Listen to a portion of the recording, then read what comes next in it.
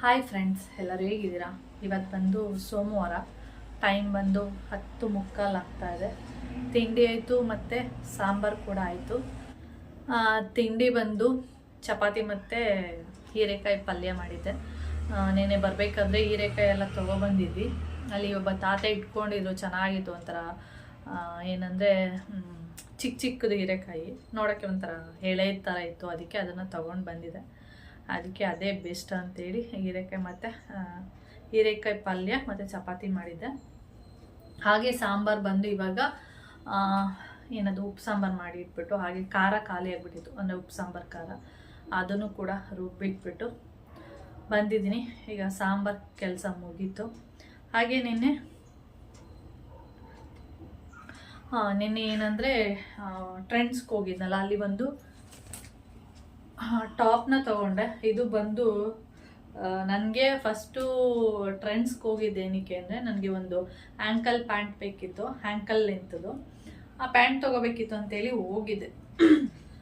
ಆವಾಗ ನನಗೆ ಈ ಟಾಪು ಎಷ್ಟು ಹಾಕಿದ್ರು ಗೊತ್ತಾ? 300 ರುಪೀಸ್ ಅಂತೇಳಿ ಹಾಕಿದ್ರಲ್ಲ.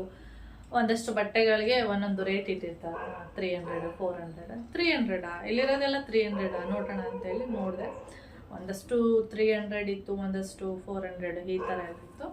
ಆಮೇಲೆ ಇದು ನೋಡಿದೆ, ಇದು ಸ್ವಲ್ಪ ನೋಡಿ ಕ್ಲಾತ್ ಚೆನ್ನಾಗಿದೆ, 300 ರುಪೀಸ್ ಆರಾಮಾಗಿ ಕೊಡ್ಬೋದು. ಮತ್ತು ಬಟ್ಟೆನೂ ಅಷ್ಟೇ ತುಂಬ ಸಾಫ್ಟ್ ಇದೆ. ಅದಕ್ಕೆ ಇದನ್ನು ಕೊಡ್ಬೋದು ಅಂತೇಳಿ, ಅಂದರೆ 300 ರುಪೀಸ್ ಆರಾಮಾಗಿ ಕೊಡ್ಬೋದು ಅಂತೇಳಿ ಚೆನ್ನಾಗಿದೆ. ಇದು ಬಂದು 3/4 ಇದೆ ನೋಡಿ. ಚೆನ್ನಾಗಿದೆ, ಕ್ಲಾತ್ ಇಷ್ಟ ಆಯಿತು, ಟಾಪು ಕೂಡ ಇಷ್ಟ ಆಯಿತು. ಸ್ವಲ್ಪ ಲೆಂತಿನೇ ಇದೆ. ನನಗೆ ಯಾವಾಗಲೂ ಸ್ವಲ್ಪ ಮಂಡಿ ಹತ್ರ ಬಂದ್ಬಿಡುತ್ತೆ. ಮಂಡಿ ಹತ್ರ ಅಂದರೆ ಅಷ್ಟು ಚೆನ್ನಾಗಿರಲ್ಲ. ಸ್ವಲ್ಪ ಮಂಡಿಯಿಂದ ಕೆಳಗಡೆ ಬರುವಂಥ ಟಾಪ್ನ ಹುಡುಕ್ತಾ ಇರ್ತೀನಿ. ಒಂದೊಂದ್ಸರಿ ಏನಾಗುತ್ತೆ, ತಂದಿರ್ತೀನಿ, ಅವಾಗ ಕರೆಕ್ಟಾಗಿರುತ್ತೆ. ಅಂದರೆ ನಾವು ಅಲ್ಲಿ ಸೈಜ್ ನೋಡಿಕೊಂಡು ಹಾಕಿ, ಅಂದರೆ ವೇರ್ ಮಾಡಿನೇ ತೊಗೊಬಂದಿರ್ತೀವಿ. ಇಲ್ಲಿ ಬಂದು ಒಂದ್ಸರಿ ನೀರಿಗೆ ಹಾಕಿದ್ಮೇಲೆ ಅದು ಸ್ವಲ್ಪ ಒಂದು ಅರ್ಧ ಇಂಚಾದರೂ ಚಿಕ್ಕದಾಗ್ಬಿಟ್ಟಿರುತ್ತೆ. ಆವಾಗ ಏನಾಗುತ್ತೆ, ಅದು ಮಂಡಿ ಮೇಲೆ ಬಂದ್ಬಿಡುತ್ತೆ. ಅದು ಲೆಗಿಂಗ್ಸ್ ಹಾಕಿದ್ರೆ ಅಷ್ಟು ಲುಕ್ ಅನ್ಸೋದಿಲ್ಲ. ಸ್ವಲ್ಪ ಮಂಡಿಯಿಂದ ಕೆಳಗಡೆ ಇದ್ದರೆ ನಾವು ಲೆಗಿಂಗ್ಸ್ ಎಲ್ಲ ಹಾಕಿದ್ರೆ ಒಳ್ಳೆ ಲುಕ್ ಕೊಡುತ್ತೆ. ಅದರಿಂದ ಇದು ನೋಡಿದ್ರೆ, ಇದು ನೀರಿಗೆ ಹಾಕಿದ್ರೆ ಸಿಂಕ್ ಆಗಲ್ಲ ಅಂತೇಳಿ ತೊಗೊಂಡಿದ್ದೀನಿ. ಗೊತ್ತಿಲ್ಲ, ಫುಲ್ಲು ಬಟ್ಟೆ ಎಲ್ಲ ಇದೇ ಥರನೇ ಇದೆ ನೋಡಿ, ಈ ಥರನೇ ಇರೋದು. ಇದಕ್ಕೆ ಯಾವುದಾದ್ರೂ ಲೆಗಿಂಗ್ಸ್ ಎಲ್ಲ ಹಾಕ್ಕೋಬೋದು. ಬ್ಲ್ಯಾಕ್ ಹಾಕ್ಕೋಬೋದು, ಮತ್ತು ಮರೂನ್ ಕಲರ್ ಹಾಕ್ಕೋಬೋದು, pink, dark pink, light pink, ಅಂದರೆ ಬೇಬಿ ಪಿಂಕ್ ಅಂತ ಹೇಳ್ತೀವಿ ಆ ಥರ. ಇದು ಒಂಥರ ಗ್ರೀನ್, ಪ್ಯಾರೆಟ್ ಗ್ರೀನ್ ಥರ, ಲೈಟ್ ಪ್ಯಾರೆಟ್ ಗ್ರೀನು, ಈ ಕಲರ್ ಹಾಕ್ಕೋಬೋದು.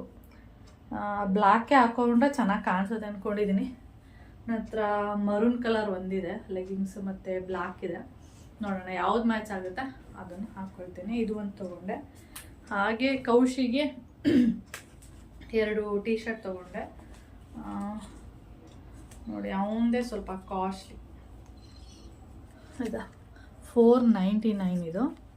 ಟೀ ಶರ್ಟ್ ಬಂದು ಈ ಥರ ಇದೆ. ಅವನಿಗೆ ಇಷ್ಟ ಆಯಿತು ಅಂತೇಳಿ ಅವನು ತೊಗೊಂಡ.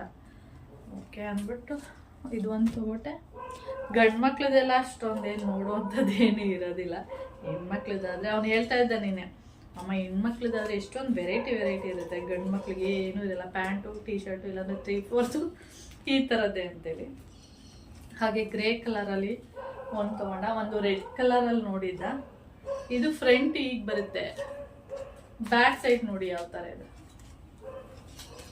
ಇದು ಬ್ಯಾಕ್ ಸೈಡು. ಅವನು ರೆಡ್ ಕಲರ್ ತಗೊಂಡಿದ್ದ. ರೆಡ್ ಕಲರ್ ಅಂದರೆ ಅದರಲ್ಲಿ ಸ್ಪೈಡರ್ ಮ್ಯಾನ್ ಅದಿದೆಲ್ಲ ಇತ್ತು, ಆ ಥರ ತೊಗೊಂಡಿದ್ದ. ನಾನು ಬೈದು, ಅವನು ಎಲ್ಲೇ ಹೋದ್ರೂ ರೆಡ್ ಕಲರ್ ಇದೆ ಅಂದರೆ ಇಷ್ಟಪಡ್ತಾನೆ. ಶರ್ಟ್ ಇರ್ಬೋದು ಮತ್ತು ಟೀ ಶರ್ಟ್ ಇರ್ಬೋದು, ರೆಡ್ ಅಂದರೆ ಇಷ್ಟ ಅವನಿಗೆ. ಇದು ನೋಡಿ, ಇದು 500. ಸಾರಿ ಇಲ್ಲಿ 499 ಇದೆ, ಇಲ್ಲಿ 399 ಇದೆ, 400 ಸೇಮ್. ಇದು ಅದೇ ಅಷ್ಟೇ ಅನ್ಕೋತೀನಿ. ಇದು 500, ಇದು 500, ಅದು 400. ಹೌದು, ನನ್ನ ಟಾಪ್ ಬಂದು ಟ್ಯಾಗ್ ಎಲ್ಲ ತೆಗ್ದಿಲ್ಲ, ಇಲ್ಲೇ ಇದೆ ನೋಡಿ. 300 ಅಂದರೆ 299 ರುಪೀಸ್, ಅಂದರೆ ₹1 ಕಡಿಮೆ, 299. ಓಕೆ. ಹಾಗೆ ಒಂದು ಆನ್ಲೈನಲ್ಲಿ ಒಂದು ತೊಗೊಂಡಿದ್ದೆಪ್ಪ, ಅದನ್ನು ತೋರಿಸ್ಬಿಡ್ತೀನಿ. ನಾನು ಎಷ್ಟು ದಿನ ಆಯಿತು, ಗುರುವಾರನೂ ಶುಕ್ರವಾರನೂ ಬಂದಿದ್ದು ಟಾಪು, ನಾನು ತೋರಿಸೇ ಇಲ್ಲ ನೋಡಿ. ಈ ಟಾಪ್ ಬಂದು ಮೀಶೋದಲ್ಲಿ ತೊಗೊಂಡಿರೋದು. ಈ ಥರ ಇದೆ. ಫಸ್ಟು ಇದು ಎಂಬ್ರಾಯ್ಡಿಂಗು, ಪ್ರಿಂಟ್ ಅಲ್ಲ, ಇದು ಫುಲ್ಲು ಎಂಬ್ರಾಯ್ಡಿಂಗ್. ಇದು ನಿಮಗೆ ಕಾಣಿಸ್ತಾ ಇರ್ಬೋದು. ಇದು ಬಂದು ಪಾಚಿ ಗ್ರೀನ್ ಅಂತ ಹೇಳ್ತೀವಲ್ಲ ಆ ಥರ, ಪಿಂಕ್ ಇದೆ, ರೆಡ್ ಇದೆ, ಈ ಥರ ಫುಲ್ ಎಂಬ್ರಾಯ್ಡಿಂಗ್. ಇದು ಕಾಣಿಸ್ತಿದೆಯಾ? ಇಷ್ಟೇ ಎಂಬ್ರಾಯ್ಡಿಂಗ್ ಇದೆ, ಇನ್ನೆಲ್ಲ ಪ್ಲೇನ್ ಉಂಟು. ಹಾಗೆ ಇಲ್ಲೂ ಅಷ್ಟೇ ಎಂಬ್ರಾಯ್ಡಿಂಗ್ ಇದೆ. ಇದು ಅಷ್ಟೇ 3/4 ಇದೆ. ನೋಡ್ಕೊಂಡ ಟಾಪ್ ಬಂದು ಈ ಥರ ಉಂಟು. ಓಕೆ, ಹಾಗೆ ಇದು ಸ್ವಲ್ಪ ತಿನ್ನಿದೆ, ನಿಮಗೆ ಕಾಣಿಸ್ತಿದ್ಯಾ? ತಿನ್ನಿದೆ. ನನ್ನ ಪ್ರಕಾರ ಹೀಗೆ ನೋಡಿದ್ರೆ ತಿನ್ನು ಅನಿಸುತ್ತೆ. ನೀರಿಗೆ ಹಾಕಿದ್ರೆ ಸ್ವಲ್ಪ ಥಿಕ್ನೆಸ್ ಬರ್ಬೋದು ಅನ್ಕೋತೀನಿ. ಇದು ಬಟ್ಟೆ ಯಾವ ಥರ ಇದೆ ಅಂದರೆ ಸಾಫ್ಟ್ ಇದೆ, ಒಂಥರ ಕಾಟನ್ ಮೆಟೀರಿಯಲ್ ಥರ. ಇದು ನೋಡಬೇಕು, ನೀರಿಗೆ ಹಾಕಿ ಇವಾಗ ಕರೆಕ್ಟ್ ಸೈಜ್ ಇದೆ. ನೀರಿಗೆ ಹಾಕಿದ್ಮೇಲೆ ಇದು ಇದೇ ಸೈಜ್ ಬರುತ್ತಾ ಏನೂ ಗೊತ್ತಿಲ್ಲ ನನಗೆ. ಓಕೆ, ಹಾಗೆ ಪ್ಯಾಂಟ್ ಯಾವ ಥರ ಇದೆ ಅಂದರೆ, ಪ್ಯಾಂಟ್ ನಾರ್ಮಲ್ ಪ್ಯಾಂಟೇ, ಈ ಥರ ಪ್ಯಾಂಟ್ ಬಂದಿದೆ. ಆದರೆ ಇಲ್ಲಿ ಈ ಥರ ಬಂದಿದೆ, ಎಂಬ್ರಾಯ್ಡಿಂಗ್ ಬಂದಿದೆ ಕೆಳಗಡೆ ಬಾಟಮ್ ನೋಡಿ, ಸೇಮ್ ಈ ಥರ ಇದೆ. ಓಕೆ ಫ್ರೆಂಡ್ಸ್, ಇಷ್ಟೇ ತೊಗೊಂಡಿದ್ದು. ಏನೋ ಗೊತ್ತಿಲ್ಲ, ಟಾಪ್ ಎಲ್ಲ ಸುಮಾರು ಒಂದು 3-4, ಇನ್ನೊಂದು ಬ್ಲ್ಯಾಕ್ ಕಲರ್ ಒಂದು ತೊಗೊಂಡಿದ್ದೆ, ಅದು ಅಷ್ಟೇ 300 ಅಂದರೆ 299. ನಾನು ತೊಗೊಂಡೆ, ಬಿಲ್ ಮಾಡಿಸೋ ಟೈಮಲ್ಲಿ ನೆನಪಾಯ್ತು ನನಗೆ, ನನ್ನ ಹತ್ರ ಒಂದು ಬ್ಲ್ಯಾಕ್ ಕಲರ್ ಇದೆ ನೋಡಿ, ಸೇಮ್ ಅದಿದು ಒಂದೇ ಥರ ಕಾಣಿಸುತ್ತೆ. ಅದಕ್ಕೆ ಬೇಡ ಅಂದ್ಬಿಟ್ಟು ಅದನ್ನು ಅಲ್ಲೇ ಇಟ್ಬಿಟ್ಟು ಬಂದೆ. ಚೆನ್ನಾಗಿತ್ತು, ಫಿಟ್ಟಾಗಿ ಚೆನ್ನಾಗಿ ಕೂತ್ಕೊಂಡಿತ್ತು, ಚೆನ್ನಾಗೂ ಕಾಣಿಸ್ತಾ ಇತ್ತು. ಅಂದರೆ ಸ್ವಲ್ಪ ನಾನು ಬ್ಲ್ಯಾಕ್ ಎಲ್ಲ ಜಾಸ್ತಿ ಇಷ್ಟಪಡ್ತೀನಲ್ಲ ಅಂಥೇಳಿ ತೊಗೊಂಡೆ, ಆಮೇಲೆ ಬೇಡ ಅಂಥೇಳಿ ಅಲ್ಲೇ ಇಟ್ಟೆ. ಓಕೆ ಫ್ರೆಂಡ್ಸ್, ಆಮೇಲೆ ವಿಡಿಯೋನ ಕಂಟಿನ್ಯೂ ಮಾಡ್ತೀನಿ. ಇವಾಗ ಟೈಮ್ ಬಂದು 5 o'clock ಕರೆಕ್ಟಾಗಿ. ಬಿಸಿಲು ಹೇಗಿದೆ ಅಂದರೆ, ನನಗೆ ಸ್ನಾನ ಮಾಡಿ ಪೂಜೆ ಮಾಡಿ ಬಂದೆ, ಫುಲ್ಲು ಬೆವರು ಇಲ್ಲೆಲ್ಲ ಬರ್ತಾಯಿದೆ. ನನಗೆ ಇಷ್ಟು ಜಾಗದಲ್ಲಷ್ಟೇ ಬೆವರೆಲ್ಲ ಬರೋದು ಈ ಪ್ಲೇಸು, ಮತ್ತೇನೆಲ್ಲೂ ಬರಲ್ಲ ನೋಡಿ. ಬಿಸಿಲು ಹೇಗೆ ಬರ್ತಾಯಿದೆ ಅಂದರೆ, ಇವಾಗಲೇ ಈಗ ಬರ್ತಾಯಿದೆ ಅಂದರೆ ಮುಂದೆ ಹೇಗಿರುತ್ತೆ ಗೊತ್ತಿಲ್ಲ. ಓಕೆ ಫ್ರೆಂಡ್ಸ್, ಹಾಗೆ ಇವಾಗ ನಿನ್ನೆಯಿಂದ ಬಿಗ್ ಬಾಸ್ ಬರ್ತಾಯಿದೆ. ನಿನ್ನೆ ಸ್ಟಾರ್ಟ್ ಆಗಿದೆ ಬಿಗ್ ಬಾಸು. ಬಿಗ್ ಬಾಸಲ್ಲಿ ನಾನು ಎಲ್ಲರನ್ನೂ ನೋಡಿದ್ದೀನಿ, ಅಂದರೆ ಸೆಲೆಬ್ರಿಟೀಸ್ಗಳೇ ಬಂದಿರೋದು. ಫಿಲಮ್ಗಳಲ್ಲಿ ಆ್ಯಕ್ಟ್ ಮಾಡೋರು ಮತ್ತು ಸೀರಿಯಲಲ್ಲಿ ಆ್ಯಕ್ಟ್ ಮಾಡೋರೇ ಬಂದಿರೋದು.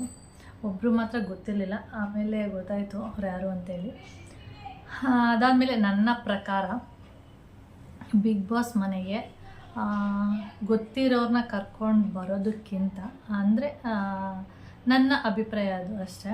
ಇವಾಗ ಇವ್ರನ್ನೆಲ್ಲ ನಾವು ನೋಡಿರ್ತೀವಿ, ಇವರು ರಿಚ್ ಫ್ಯಾಮಿಲಿ ಅಂತೇನು ಹೇಳಕ್ಕೆ ಹೋಗಲ್ಲ, ಗೊತ್ತಿಲ್ಲ. ಅವ್ರವ್ರ ಫ್ಯಾಮಿಲಿ ಅವ್ರವ್ರಿಗೆ ಮಾತ್ರ ಗೊತ್ತಿರುತ್ತೆ. ಏಕೆ ನಾವು ನೋಡಿದ ತಕ್ಷಣ ಇವರು ರಿಚ್ ಇದ್ದಾರೆ ಇಲ್ಲ ಪೂರ್ ಇದ್ದಾರೆ ಅಂತ ಹೇಳೋಕ್ಕಾಗಲ್ಲ. ಅಂದರೆ ಬಡವ್ರು ಇರ್ತಾರೆ ಇಲ್ಲ ಶ್ರೀಮಂತರು ಇರ್ತಾರೆ ಅಂತ ಹೇಳೋಕ್ಕಾಗಲ್ಲ. ಒಬ್ಬೊಬ್ರು ನೋಡೋಕ್ಕೆ ತುಂಬ ಶ್ರೀಮಂತರು ಥರನೇ ಇರ್ತಾರೆ, ಆದರೆ ಬಡವರು ಇರ್ತಾರೆ. ಈಗ ನಾವೇನು ಅಂದ್ಕೊಂಡಿರ್ತೀವಿ ಅಂದರೆ, ಆ್ಯಕ್ಟ್ರಸ್ ಅಂತ ಬಂದ ತಕ್ಷಣ ಈಗ ಸೀರಿಯಲಲ್ಲಿ ಮೂವಿಗಳಲ್ಲಿ ಯಾವುದೋ ಒಂದು ಪ್ರೋಗ್ರಾಮಲ್ಲಿ ಬರ್ತಾ ಇದ್ದಾರೆ ಅಂದರೆ ಅವರು ರಿಚ್ ಇದ್ದಾರೆ, ಶ್ರೀಮಂತರು, ಅದಕ್ಕೆ ಇಲ್ಲೆಲ್ಲ ಬಂದಿದ್ದಾರೆ ಅಂತ ಅಂದ್ಕೊಂಡಿರ್ತೀವಿ. ಆದರೆ ಆ ಥರ ಅಲ್ಲ. ಅದರಲ್ಲಿ ಎಷ್ಟೋ ಜನ ಬಡವರು ಕೂಡ ಇರ್ತಾರೆ. ಅಂಥವ್ರಿಗೆ ಸಪೋರ್ಟ್ ಮಾಡಬೇಕು, ಒಳ್ಳೆಯದಾಗಲಿ, ಮುಂದೆ ಬರಲಿ, ಚೆನ್ನಾಗಿರಲಿ ಅಂತ. ನಾನು ಇಲ್ಲಿ ನಿನ್ನೆ ಬಂದಿರೋ ಬಿಗ್ ಬಾಸ್ ಅಂದರೆ ಸೀಸನ್ 11 ಅವರೆಲ್ಲ ಬರಬಾರ್ದು ಅಂತ ಹೇಳ್ತಾ ಇಲ್ಲ. ಆದರೆ ನನ್ನ ಒಂದು ಅನಿಸಿಕೆ ಏನಂದರೆ, ಈ ಥರ ಬರೋದಕ್ಕಿಂತ ತುಂಬ ಜನ, ಎಷ್ಟೋ ಜನ ನಮಗೆ ಗೊತ್ತಿಲ್ಲದೆ ಇರೋರು, ಒಳ್ಳೊಳ್ಳೆ ಕೆಲಸ ಮಾಡ್ತಿರುವಂಥವ್ರು ಎಷ್ಟೋ ಜನ ಇದ್ದಾರೆ. ಅಂಥವ್ರು ಬರಬೇಕಿತ್ತು. ಮತ್ತು ಹಳ್ಳಿ ಜನಗಳು, ಹಳ್ಳಿ ಪ್ರತಿಭೆಗಳು ಎಷ್ಟೊಂದು ಜನ ಇದ್ದಾರೆ, ಅಂಥವ್ರನ್ನ ಕರೆಸಿದ್ರೆ ಚೆನ್ನಾಗಿರ್ತಾಯಿತ್ತು ಅಂತ ನನಗೆ ಅನ್ನಿಸ್ತು.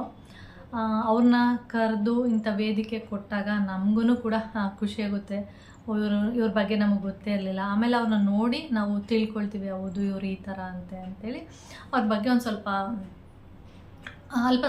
ವಿಷಯಗಳು ಗೊತ್ತಾಗುತ್ತೆ. ಬಿಗ್ ಬಾಸಿಗೆ ಬಂದಮೇಲೆ ಒಂದು ಸ್ವಲ್ಪ ಫೇಮಸ್ ಆಗ್ತಾರೆ.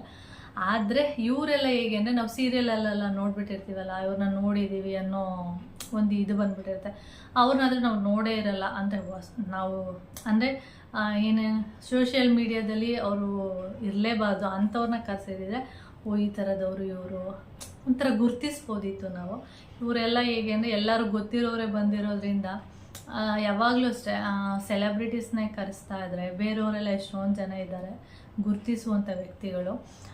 ಇವಾಗ ಒಂದು 2-3 ವರ್ಷದ ಹಿಂದೆನೇ ಏನೋ ಗೊತ್ತಿಲ್ಲ, ಝೀ ಕನ್ನಡದಲ್ಲಿ ಈಗ ಮಂಡ್ಯದಲ್ಲಿ ಅಂದರೆ ಶಂಕರೇಗೌಡ ಅಂದರೆ ಎಲ್ಲರಿಗೂ ಗೊತ್ತು.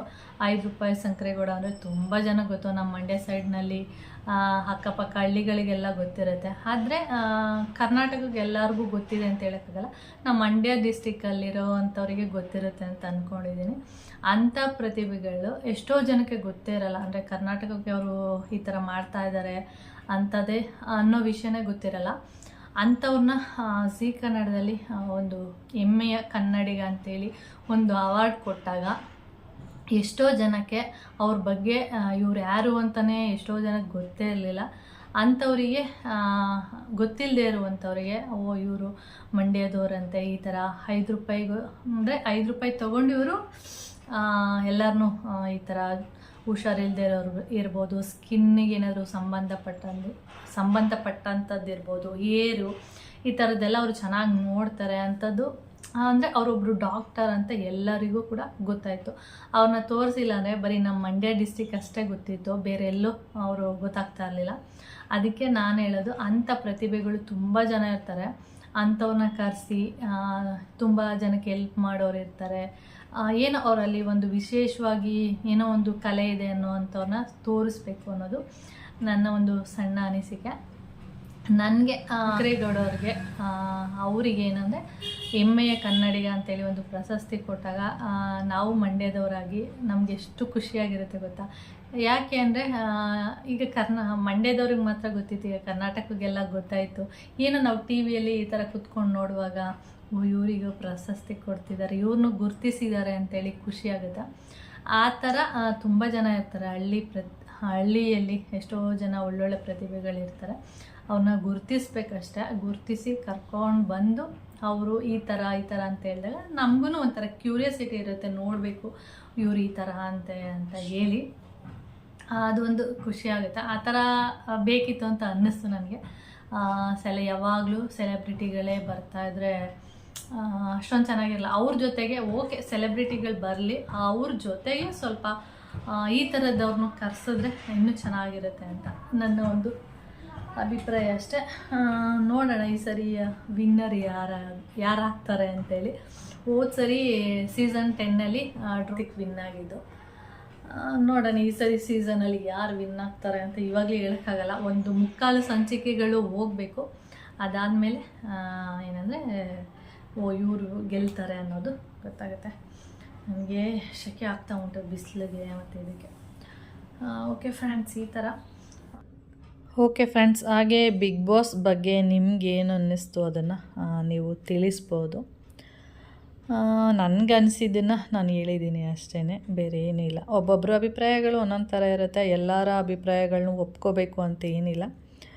ನನಗೆ ಆ ಥರ ಅನ್ನಿಸ್ತು. ಎಷ್ಟೋ ಜನ ಇದ್ದಾರೆ, ಆಟೋ ಓಡಿಸುವಂಥವ್ರು ಇರ್ಬೋದು, ಹೂವು ಮಾರುವಂಥವ್ರು ಇರ್ಬೋದು, ಅಂಥವ್ರನ್ನೆಲ್ಲ ಕರೆಸಿ ಕೊಡ್ಬೋದಿತ್ತು. ಆವಾಗ ನಾವು ಗುರ್ತಿಸ್ಬೋದು ಅವ್ರನ್ನ. ಗೊತ್ತಿರೋರನ್ನೇ ಕರ್ಕೊಬಂದರೆ ಏನು ಚೆನ್ನಾಗಿರುತ್ತೆ ಅನ್ನೋ ಒಂದು ಅರ್ಥದಲ್ಲಿ ಅಷ್ಟೇ ಹೇಳಿದ್ದು. ಅದಾದಮೇಲೆ ಇದು ಬಂದು ರಾತ್ರಿ ನೋಡಿ, ನಮ್ಮ ಸುಂದ್ರಿಗೆ ನಿದ್ದೆ ಬರ್ತಾಯಿತ್ತಾ. ನಿದ್ದೆ ಬರುವಾಗ ಕೌಶಿ ಈ ಥರ ಮಾಡ್ತಿರೋದು. ಅದಕ್ಕೆ ನಿದ್ದೆ ಮಾಡೋದಕ್ಕೆ ಅವನು ಬಿಡ್ತಾಯಿಲ್ಲ. ಅದರಿಂದ ಅದು ಆ ಥರ ಮಾಡ್ತಾಯಿದೆ ಅಷ್ಟೇ. ಅಂದರೆ ಕೋಪ ಬರುತ್ತಲ್ಲ, ನಿದ್ದೆ ಮಾಡುವಾಗ ನಮಗೂ ಅಷ್ಟೇ ಈ ಥರ ಎಲ್ಲ ಮಾಡಿದ್ರೆ ಕೋಪ ಬರುತ್ತೆ. ಓಕೆ ಫ್ರೆಂಡ್ಸ್, ಹಾಗೆ ನಾನು ಈ ವಿಡಿಯೋನ ಇಲ್ಲಿಗೆ ಎಂಡ್ ಮಾಡ್ತೀನಿ. ನಿಮಗೇನಾದರೂ ವಿಡಿಯೋ ಇಷ್ಟ ಆದರೆ ಗೊತ್ತಲ್ಲ ಏನು ಮಾಡಬೇಕಂತ. ಲೈಕ್ ಮಾಡಿ, ಶೇರ್ ಮಾಡಿ, ಕಮೆಂಟ್ ಮಾಡಿ. ಹಾಗೆ ಅದು ಫಸ್ಟ್ ಟೈಮ್ ನೋಡ್ತಾ ಇದ್ದರೆ ಪ್ಲೀಸ್ ಸಬ್ಸ್ಕ್ರೈಬ್ ಮಾಡ್ಕೊಂಡು ನೋಡಿ. ನೆಕ್ಸ್ಟ್ ವೀಡಿಯೋದಲ್ಲಿ ಸಿಗೋಣ. ಓಕೆ, ಬಾಯ್.